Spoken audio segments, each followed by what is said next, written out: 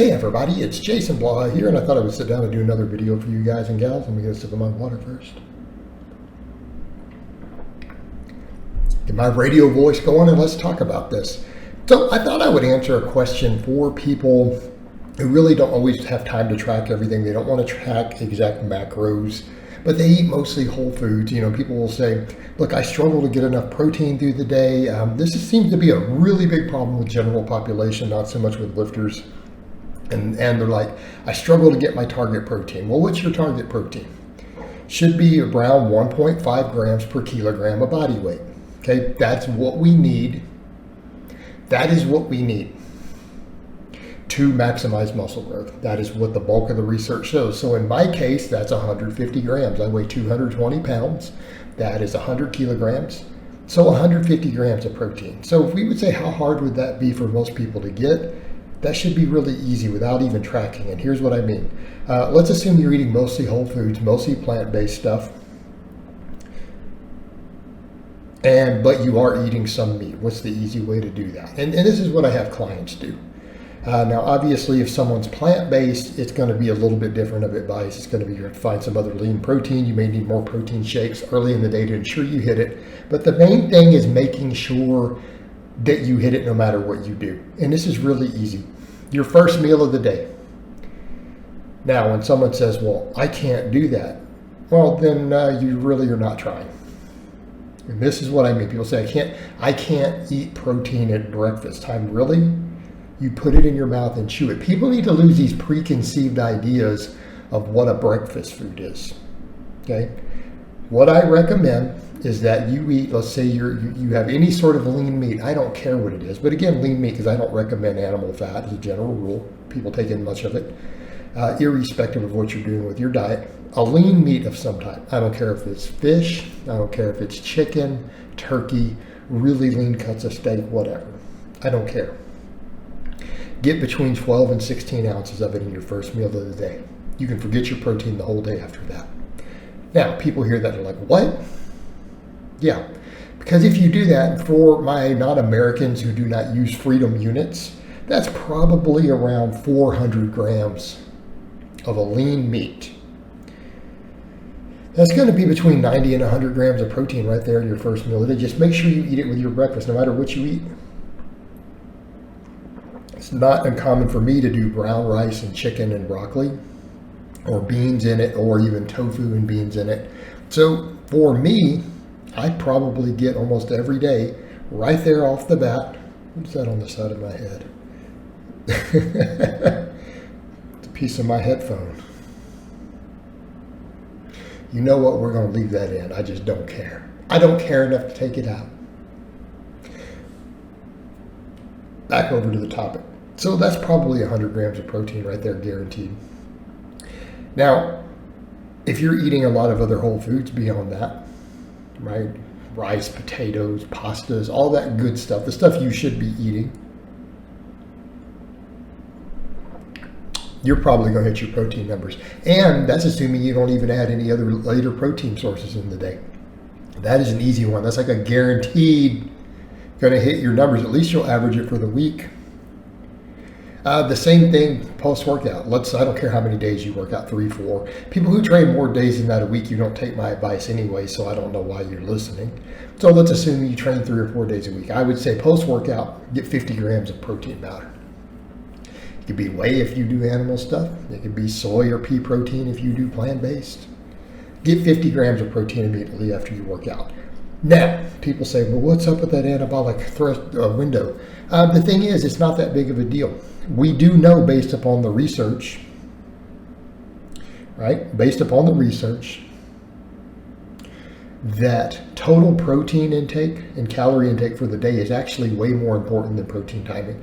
That is what the data shows. However, there's always been some data that shows post-workout here and there can have some mild benefits. A lot of times those are fasted studies, but not always. So here's the thing. We come over to if the other is sorted, not a big deal. So if you just want the extra icing on the cake, maybe that tiny little extra boost, that 0.5% you might get from the timing, in terms of progress, that post-workout window is a good time to get some protein in. Because people say, well, the anabolic window is not nonsense, it's just longer than we thought. There's no advantage to you waiting to eat, though, either, and you might be losing a little gain. So it does make sense that post-workout, get about 50 grams of protein in, okay, on your workout days. And here's what I'm going to say. For the majority of you out there, if you simply follow those 2 rules I just gave you, you probably don't need to really track your protein at that point, because statistically, what are the odds you're going to be pretty good? Again, most of you aren't even 220 pounds. You're not going to see muscle growth by going over, say, 150 grams a day. There's certain metabolic benefits. There's other benefits you might get from getting more. Okay, right? We understand this. But if you follow those rules, and that could be scaled to body weight. If you're a higher body weight like me, that 100 grams, that full pound of meat. You're a little lighter, 10, 12 ounces of meat, lean meat in your first meal of the day. I mean, you could try to do an equivalent amount of tofu, but it's going to be quite a bit more weight, because there's only a pound of tofu's only got about 50 grams of protein. But that could be an option. I mean, you could do a whole container of Greek yogurt, but for most people, that's a lot to start their day with. That would be your other option. But the whole point I'm making here, break your fast on the largest protein meal you do. Ensure that you get that right there. First meal of the day. I don't care if you do intermittent fasting, because I do a bit. So a lot of times I'm not eating till like 10 a.m., 12 o'clock. But that first meal, really high protein. All right, here's why that helps to even not worry about timing as much, because we know that large intakes just extend the muscle protein synthesis from a bigger serving of protein. This is what the research shows. This is what common sense should show. That whole 30 grams a day should have never even been brought up. It's not even logical. Like, it's not even based on how the human body works. It was always silly. I digress. By doing it that way, you're ensuring that through the whole day, you're going to have a pretty decently elevated muscle protein synthesis. You're going to ensure that you don't have to track any protein after that. Because how many of you, if you do that, you're going to hit 150 grams a day? Almost guaranteed. If you do something similar, and you can even cut it down to, the 10 to 12 ounces or whatever. Let's say you only get 70, 80 grams of protein with that meal on your workout day, but then you get the shake later. Or what, 120, 130? Your residual trace proteins throughout the day, just from your normal food, is going to put you up where you need to be. You will not need to worry about it any further. Right? So at that point, a person can just roughly track their calories toward your goals, and you'll probably be okay. And again, this is little simple tips I give people. It's always surprising to me when people struggle to hit their protein. I'm like, just make sure you get the minimum amount that you know that you don't need to track it any further the rest of the day in your first meal. Make sure you do that. It's a very straightforward, simple approach, and just always have protein sources ready. Always have chicken cooked or meat cooked, or have protein shakes handy. Whatever you need to do, just make sure that you hit those numbers. Like, start your day on that high quality lean protein source for your very first meal of the day, and then you can just kind of forget about it.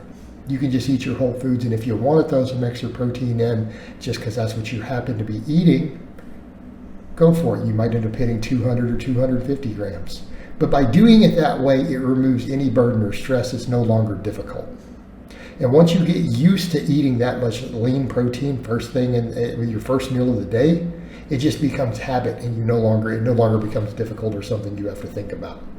All right, guys, but that's really all I have to say on that today. I hope it's been informative, and I will talk to you guys next time.